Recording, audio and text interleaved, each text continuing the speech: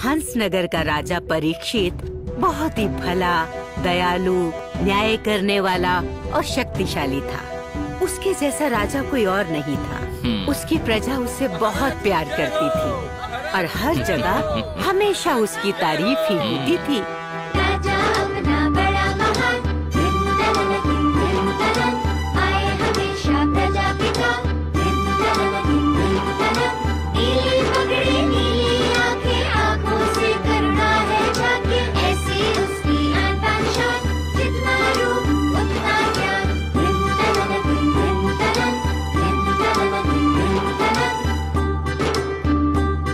महाराज, सोमू आपके बाल काटने के लिए आ गया है।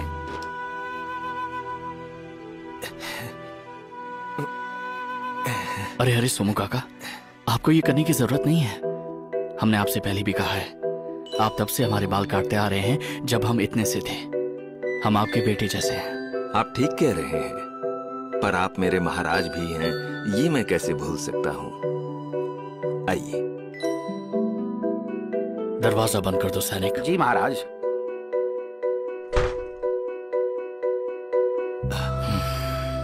आप हमेशा दुखी क्यों रहते हैं महाराज? हमें लगता है कि हम अपनी प्यारी प्रजा से ये राज छुपा रहे हैं और ये बात हमें दुख देती है। एक आप ही हैं जिसको हमारा ये राज पता है सोमू काका।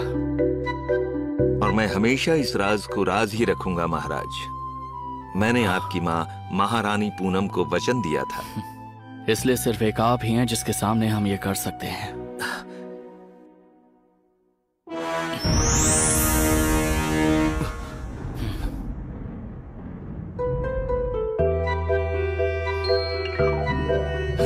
ये क्या महारानी?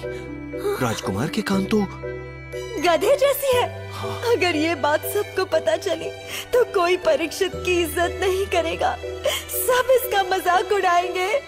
होने वाले राजा का मजाक। नहीं, नहीं, ऐसा नहीं होगा। ये बात किसी को पता नहीं चलेगी, मैं वचन देता हूँ। पर इसे छुपाएंगे कैसे?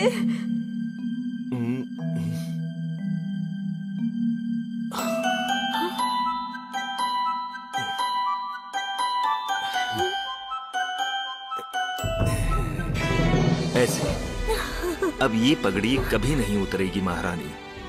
राजकुमार परीक्षित की जय हो।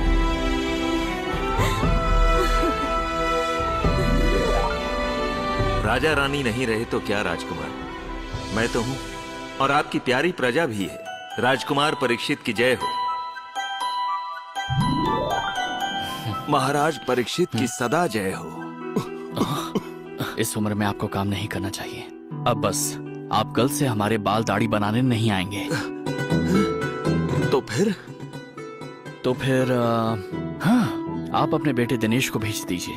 पर महाराज, दिनेश भला तो है पर थोड़ा मूर्ख है, नासमझ है। वो जैसा भी है आपका बेटा है सोमू काका। जैसे हमें आप पर भरोसा है वैसे ही उस पर भी है। हमें यकीन है आपकी तरह वो भी हमारे राज को राज ही रखेगा। अब आप घर जाइए।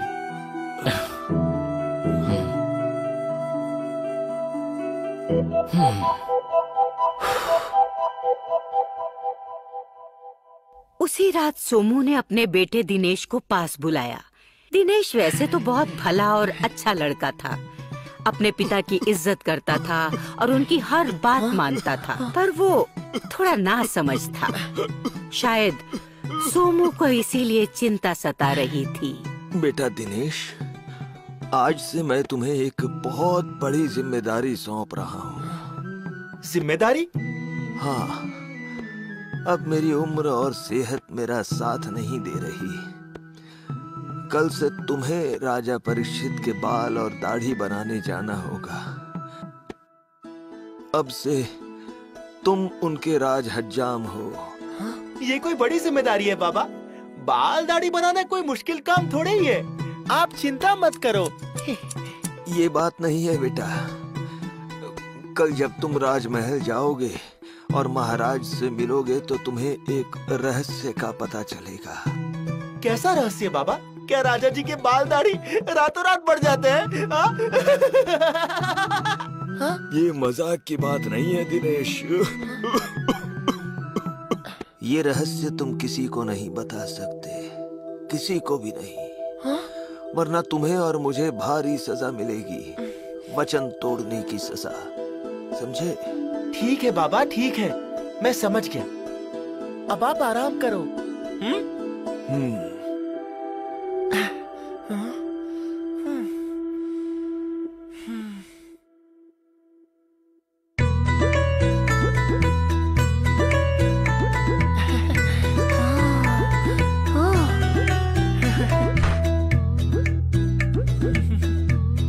महाराज जी की जय हो। मैं सोमू हजाम का बेटा दिनेश हूँ महाराज।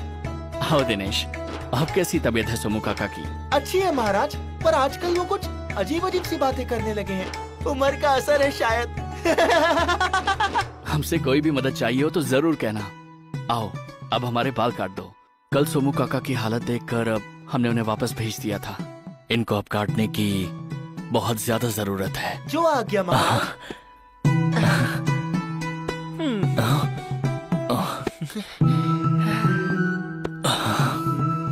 सैनिकों, जी महाराज। दरवाजा बंद कर दो और बाहर ही पहरे पर रहो। जब तक हम ना कहें कोई अंदर ना आए, समझे? जो आ गया महाराज। दिनेश, आज हम अपना राज तुमसे बांटने जा रहे हैं। तुमसे पहले ये राज सिर्फ तुम्हारे पिता जानते थे। तुम्हें हमें वचन देना होगा कि तुम ये राज किसी भी इंसान से नहीं कहोगे। जी जी महाराज। वचन दो दिनेश। मैं वचन देता हूँ महाराज, किसी भी इंसान से आपका राज नहीं कहूंगा। पर ये राज है क्या?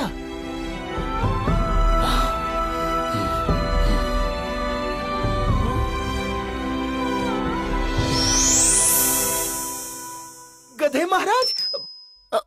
मतलब महाराज के गधे जैसे कान? दिनेश, माफ कीजिएगा महाराज, माफ कीजिएगा। मैं एक पल के लिए डर गया था, पर अब आपके सर पे ये गधे जैसे कान देख के मुझे हंसी आ रही है।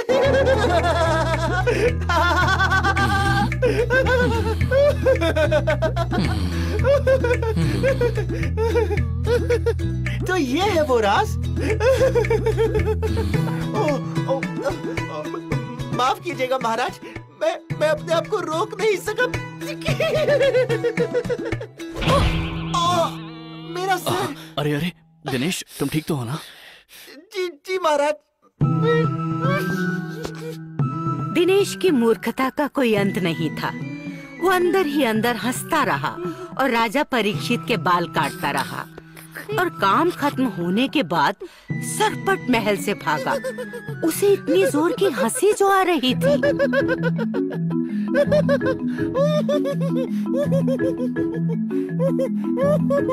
हाय हाय, कैसे हो दिनेश भाई? महाराज के यहाँ काम मिलने के लिए बधाई।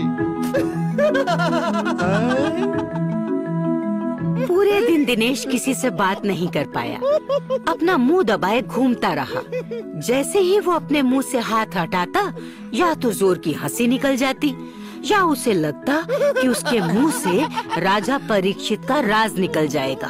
उसकी हालत बड़ी ही अजीब हो गई थी। बाबा, मुझे राजा परीक्षित का राज पता चल गया। इसके बारे में कोई बात नहीं, कभी भी नहीं। पर मुझे ऐसा लग रहा है कि ये राज मेरे गले में अटका हुआ है। जैसे ही मुंह खोलूंगा, मेरे मुंह से ये राज निकल पड़ेगा। तो गिलास भर के पानी पियो और इस राज को हमेशा हमेशा के लिए अपने पेट में दबा दो, समझे? जी जी बाबा।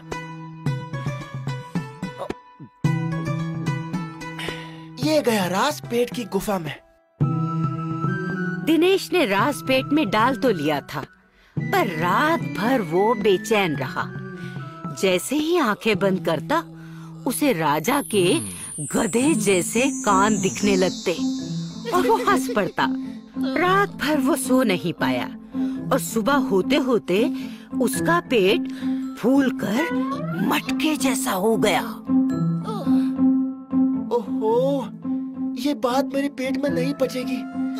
दर्द के मारे बुरा हाल है। क्या करूं? किसको बताऊं? तुम्हें हमें वचन देना होगा कि तुम ये राज किसी भी इंसान से नहीं कहोगे। मैं वचन देता हूँ महाराज, किसी भी इंसान से आपका राज नहीं कहूंगा।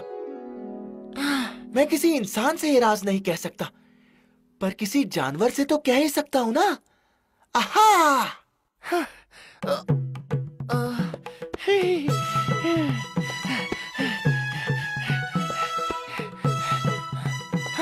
मिल गया, कुत्ते को बता देता हूँ, वो तो इंसान नहीं है। ओ कुत्ते भाई सुनो ना। काट लिया, बचाओ! अरे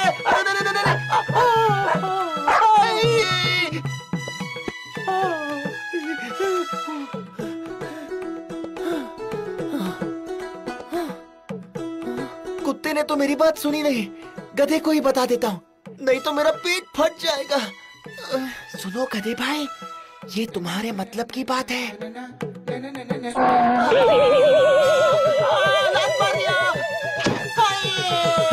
दुलती मर गया। ओए बा, पेट और शक्ल दोनों का बुरा हाल है। अब क्या करूं, किससे कहूं, किससे कहूं?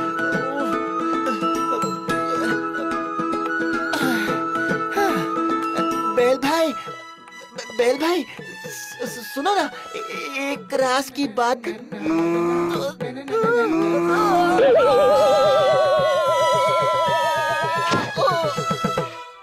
सींग मार दिए। हाय, अब मैं क्या करूं? इंसान को नहीं बता सकता, जानवर को नहीं बता पाया, तो क्या अब इस खेत को बता दूं? हाँ, मैं खेत को बता देता हूँ, ये ठीक रहेगा। खेत तो किसी से जाके कह भी नहीं सकता। मेरा पेट अब बस फटने ही वाला है।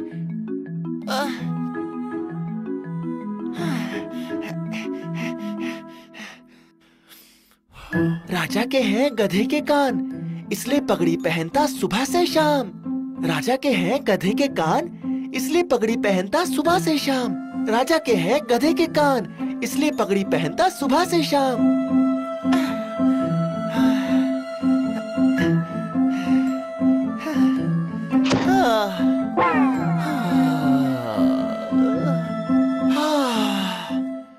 अब हल्का लग रहा है।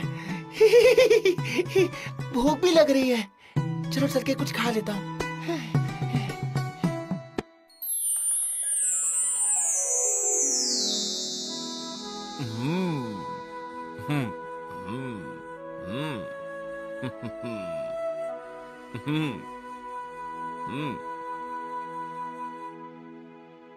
प्रणाम। महाराज के विवाह उत्सव के लिए नगाड़ा बनाना है। तुम्हारे खेत में लगा ये पेड़ हर तरह से नगाड़ा बनाने के लिए अच्छा है। हमारे प्यारे महाराज की शादी के उत्सव में मेरे खेत का पेड़ काम आएगा, इससे अच्छा और क्या होगा साहब। मुझे तो याद भी नहीं ये पेड़ मैंने कब लगाया, कब ये बड़ा हो गया और कब आपकी नजर इस पर पड़ी। जरूर ये खास पेड़ है, और अब ये खास पेड़ एक खास काम आएगा। इससे मैं ऐसा नगाड़ा बनाऊंगा कि सुनने वाले वाह वाह करेंगे।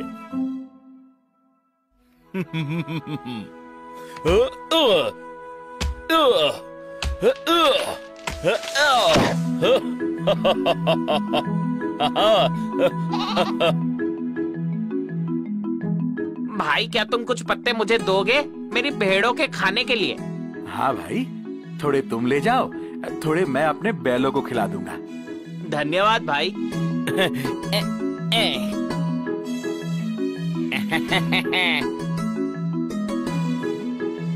भाई थोड़े पत्ते मेरे हाथी के लिए भी दे दो। अच्छा भाई, तुम भी ले लो थोड़े पत्ते। धन्यवाद भाई।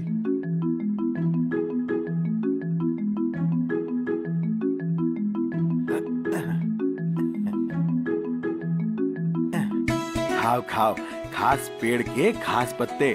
हम भी महाराज के विवाह उत्सव में चलेंगे, सारी प्रजा को न्योता है। हाँ।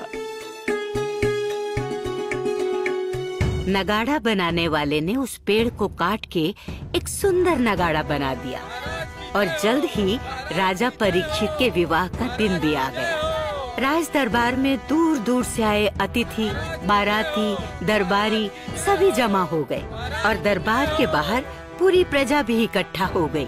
सभी अपने प्यारे राजा की शादी में शामिल होना चाहते थे, पर अचानक एक अनहोनी हुई।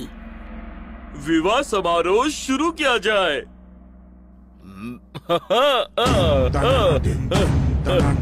राजा के है गधे के कान, दिन तनन दिन तनन, पगड़ी पहनता सुबह से शाम, दिन तनन, राजा के है गधे के कान।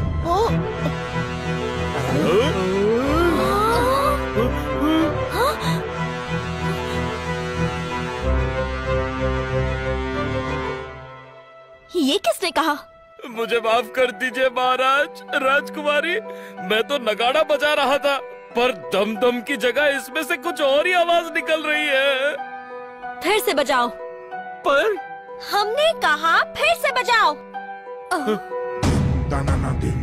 तनन, राजा के है गधे के कान, दिन तनन, पगड़ी पहनता सुबह से शाम, दिन तनन, राजा के है गधे के कान।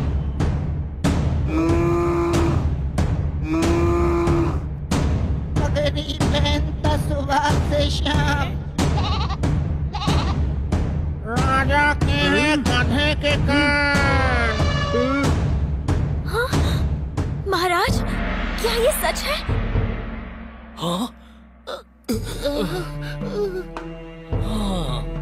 हाँ राजकुमारी, ये सच है। हमें पता था कि ये राज एक ना एक दिन जरूर खुलेगा। सच्चाई हमेशा छिपी नहीं रह सकती, पर इस तरह से और इस वक्त ये सच सबके सामने आएगा, ये हमने नहीं सोचा था। महाराज, ये सब मेरी गलती है। वो पेड़ जिससे ये नगाड़ा बना, उसे मैंने ही ये राज बताया था। हम खुद चाहते थे कि ये सच सबको बता दें, इसलिए जो हुआ अच्छा हुआ दिनेश। अपने राजा के बारे में सच जानने का हक हमारी पूरी प्रजा को है।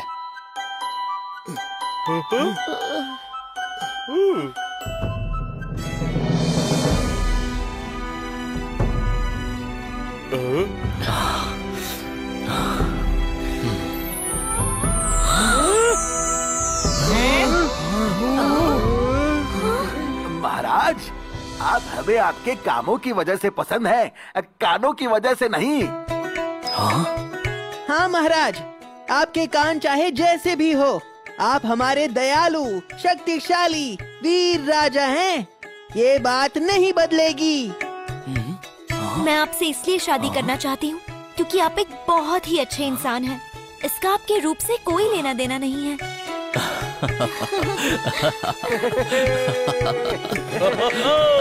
राजा अपना बड़ा महान, हो चाहे उसके गधे के कान, आए हमेशा प्रजा के काम, सचमुच है वो गुणों के काम। दिन तनन, दिन तनन, दिन तनन, दिन तनन।